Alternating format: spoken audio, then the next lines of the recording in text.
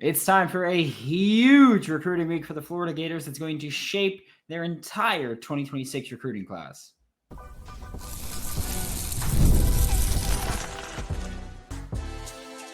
You are Locked On Gators, your daily podcast on the Florida Gators. Part of the Locked On Podcast Network, your team every day.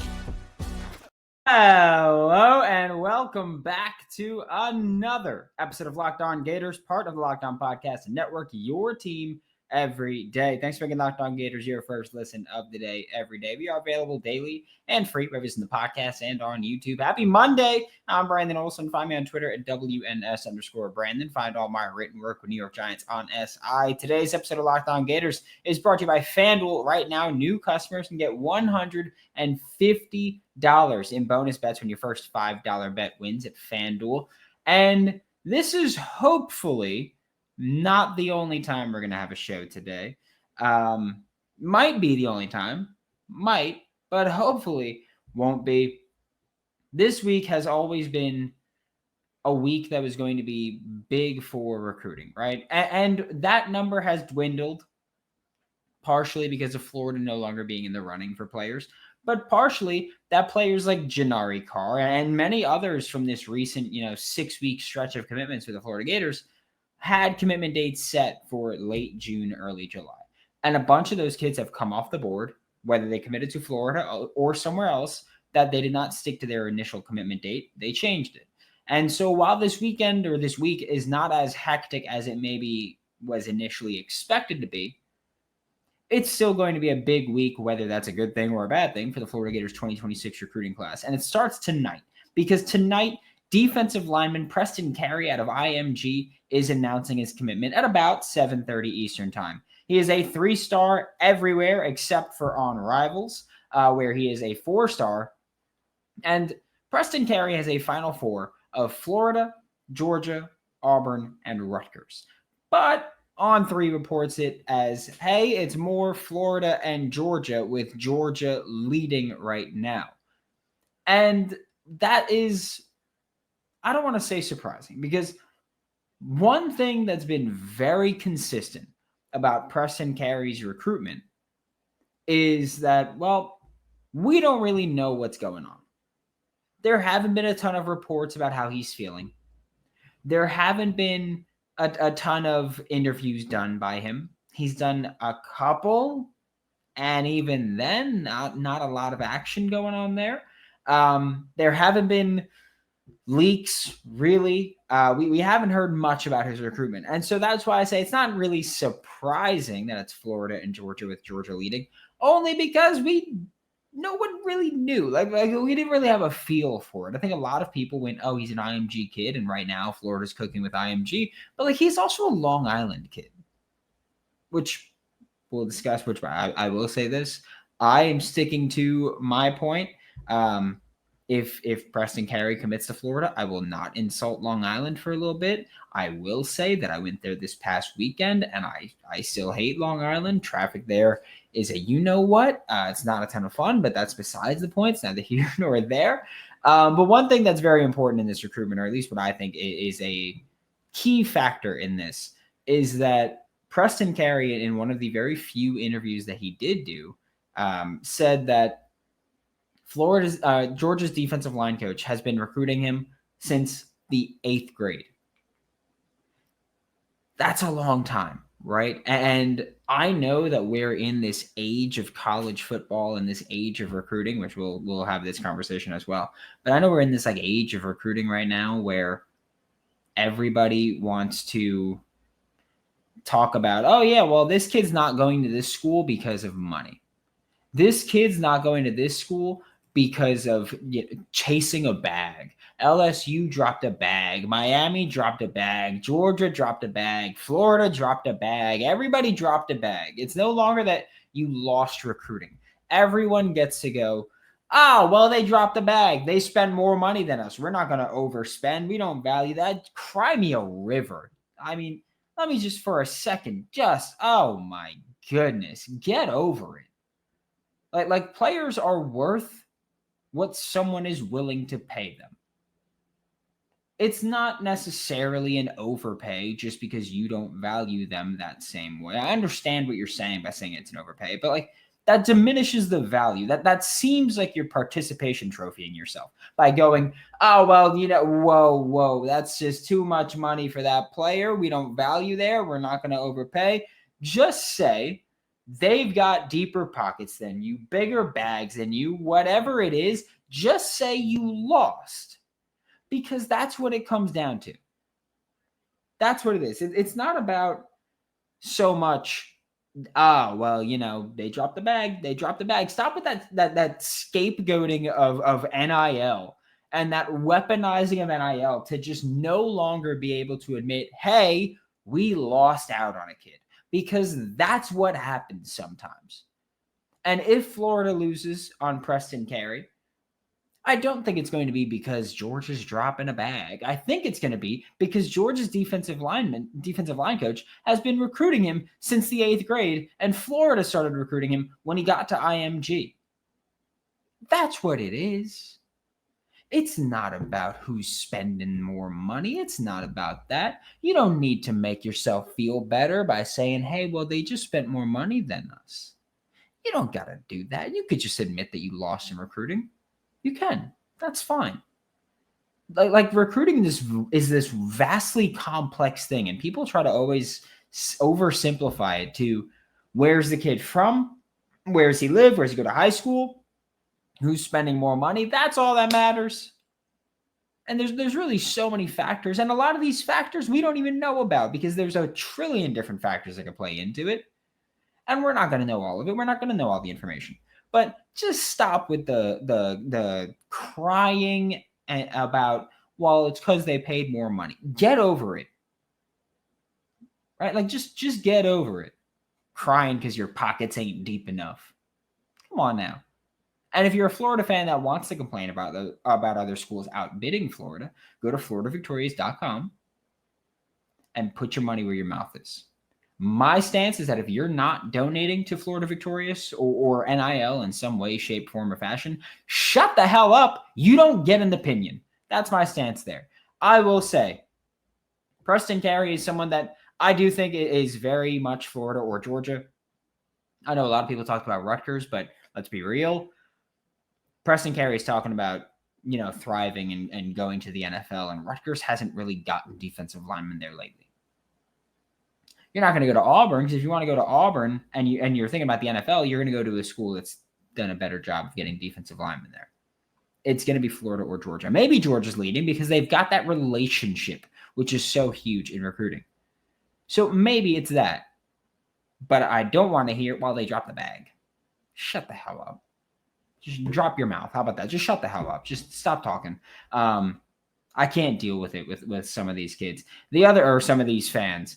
The other player we're talking about right now is Claude Umpa, offensive tackle.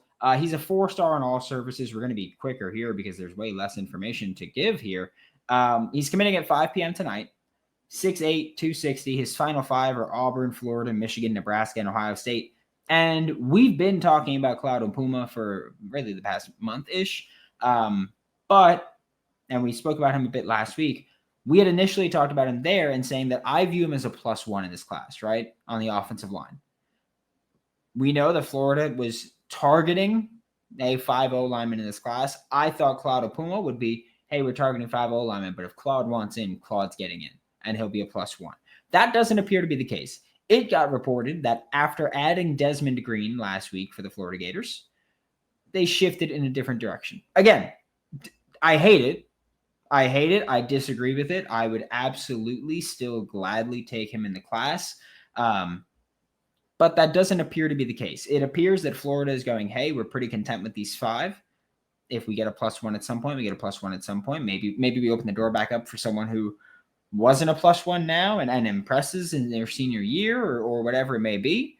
But right now it seems like Claude Umpa, and I got reported by, I think it was On 3, reported that, hey, Florida is no longer really pursuing. They're going in a different direction, or as in they're going in different directions here where, yeah, Claude Umpa is not a guy that they're really heavily pursuing. And so that's that. He's committing at 5 p.m. Probably going to be Nebraska, honestly, but We'll see where he winds up there. We are going to talk about some more players, especially an edge rusher that has been the talk of the town this past weekend when we get back with Locked On Gators.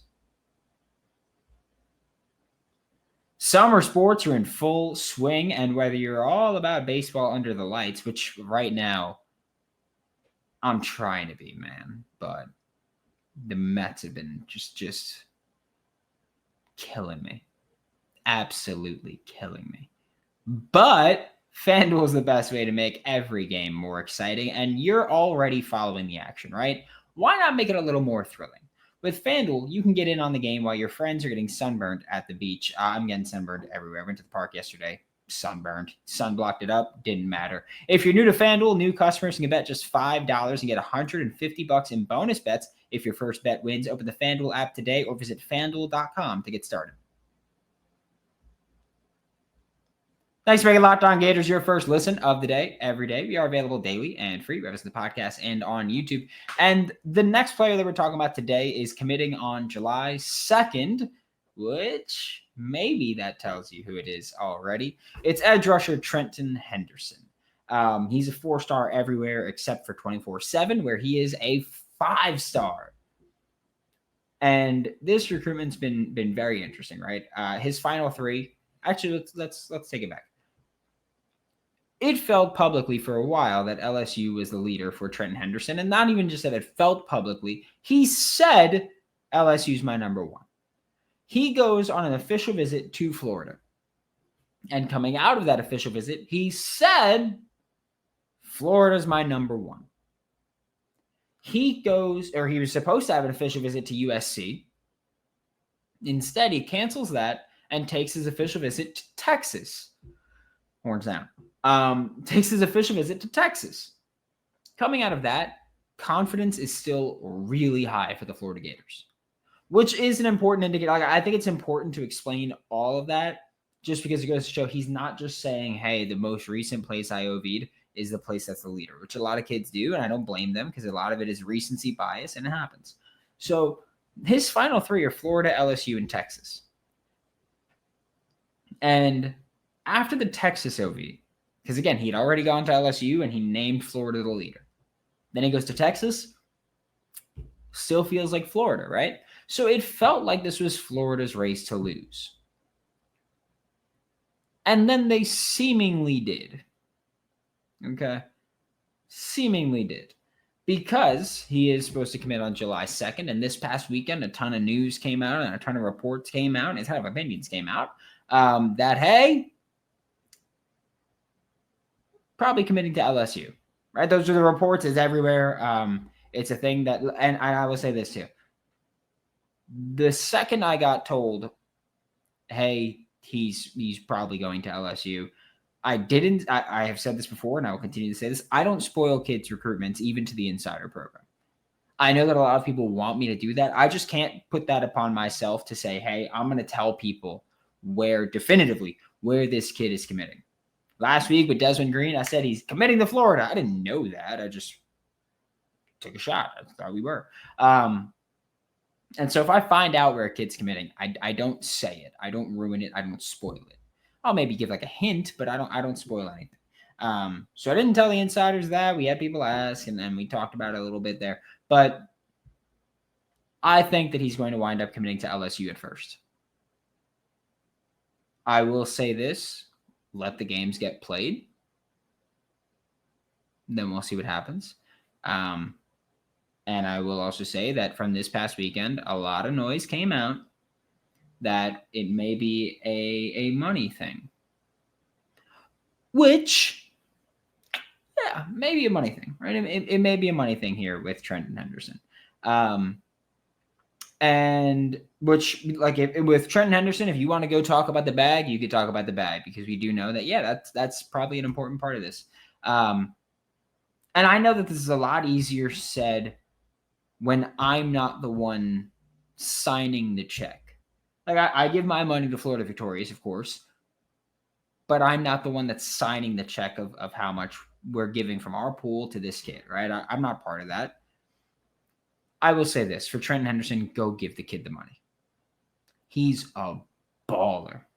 go get him. And if you're not going to get him right now, that's fine. Let games get played because he's still a Florida kid. Florida plays LSU. And I could easily see Brian Kelly go, hey, we're going to take Trenton Henderson on campus during the season for that game. Go beat their ass. Simple as that. Let them know what he's missing. Florida's a better team than LSU. I don't care what anyone says. Florida's a better team than LSU this year. Go beat them. That's what you got to do. Go beat them. Kick their ass on the field, off the field. I don't care. Fight them. I don't care. But go win games on the field. Go win more games than LSU on the field. Go make the college football playoff. And when we're about a week away from signing day, which obviously by then college football playoff bracket will not be out, but you'll have a pretty good feel of where you are. Week before signing day, make sure you're still circling back and still saying, are you sure you want to be a Tiger and not a Gator? And you make him say no because he's a damn good football player. So you go get Trenton Henderson. How about that? Corner CJ Hester is someone that we spoke about a good bit last week. He's a 4-star everywhere, but he's a 3-star on 24/7. He is committing tomorrow, July 1st. And the schools in play here in alphabetical order: Auburn, Florida, Georgia, Iowa, and Syracuse. Let's say this first off. What a wild group that is. Truly a wild group, but also Florida and Georgia. I mean, Georgia's gotten countless DBs to the NFL lately. Florida, pretty damn good recruiting staff, pretty confident in their ability to develop DBs. Iowa consistently gets guys to the NFL. Syracuse, Fran Brown gets guys to the NFL. Auburn, I can't make a case for Auburn. I really can't, unless it's money. That's it. That's the only case I can make for Auburn, is money. And we spoke about CJ Hester last week when we were talking about what other targets Florida has, who's coming up with their decisions and all that. We know that since getting the commitment of CJ Brona, that Florida has cooled off on other cornerback targets. Okay? And to me, the fact that Florida has cooled off on other cornerback targets tells me, and that they haven't cooled off on CJ Hester, tells me that they still feel pretty good about landing him and that they still really value him as the other top corner in this class. Because they've cooled off on guys, right? Like Brody, they've cooled off on. We've been told that. They've cooled off on Brody. They've cooled off on a lot of guys. They haven't cooled off on CJ Hester. They're still recruiting CJ Hester, still pursuing CJ Hester, still prioritizing CJ Hester. We've been told that, hey, Florida, really looking for 2 corners in this class. And again, we've been told that plenty of times, that Florida really looking for 2 corners in the class. Personally, I still think they might take a third late in the cycle.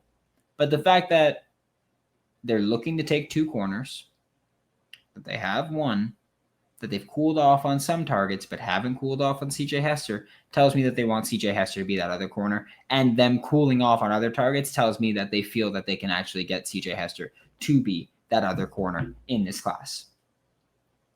So that's how I view this whole, I guess we'll say, I don't know, this recruiting math, I guess we'll call it. That's how I view it, at least. We've got 2 more guys to talk about to wrap up today's episode of Locked On Gators.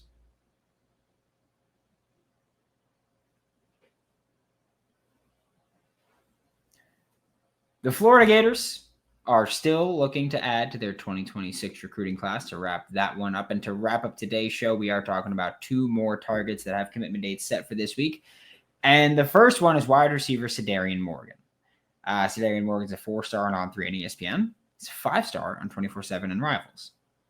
His top 5 in alphabetical order are Alabama, Auburn, Colorado, Florida, and Georgia.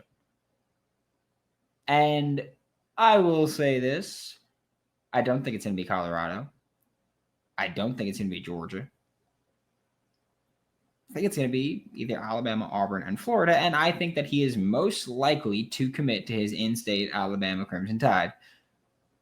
And I'll be really interested to see if after he commits, if he commits to Alabama or wherever he commits, but specifically I'm talking about Alabama, if he shuts it down. Because Alabama has done a pretty decent job in recent weeks with, Chris Booker, who was on campus in Gainesville last month or earlier this month. But Alabama's done a pretty good job of getting guys to shut it down, which Chris Booker, he went to Florida. The next week, he went to Alabama, and then he shut his recruitment down. So Alabama's been able to get quite a few guys to shut it down. But with Cedarian Morgan, we're talking about someone who, depending on where you look, could be a top 15 player in the country. It's tough to get those guys to shut it down because they're going to have everyone and their mother recruiting them after that. And so Cedarian Morgan, I'd be very interested to see if he at least says he's going to shut it down. I will also say this. Actually, yeah, let me rewind for a second. Even if he says he's going to shut it down, I'll be interested to see when he says that. And we'll see how much he really means it. Because what we've seen lately is kids commit, cancel visits if they have them scheduled. Like, if I'm scheduled to visit this school on August 30th or October 10th, whatever it may be, then I'm going to cancel that visit. And we'll see if it gets rescheduled, right? But we've seen quite a few kids commit, cancel visits, and then reschedule those visits. I will say this, knowing the Florida Gators coaching staff under Billy Napier, I fully expect Florida to keep at this recruitment regardless. It's what they do. They might miss on a kid, but they are never stopping, and they are going to continue trying to build that relationship and continue trying to just get the kid to kind of glance over a little bit and go, well, maybe.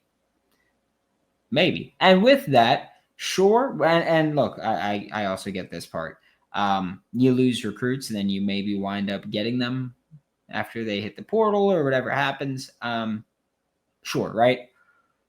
Missing out on them initially isn't great. Consolation prize is sure getting them after a year or so. But this coaching staff knows how to continue making that constant contact, continue trying to get a kid to just turn his head a little bit. And especially if Alabama underwhelms, or we'll say or Florida outplays their expectations, we'll see what happens with this recruitment. And even Chris Booker, I'll say. I think that Chris Booker might have been someone that now they view as a +1 because I do think he might have been higher on the board than one, maybe even two or more players in this Florida Gators 2026 class. And so maybe if Florida does outplay expectations, maybe he turns his head and Florida will go, okay, we'll +1 you because we value you higher than some of the kids in this class.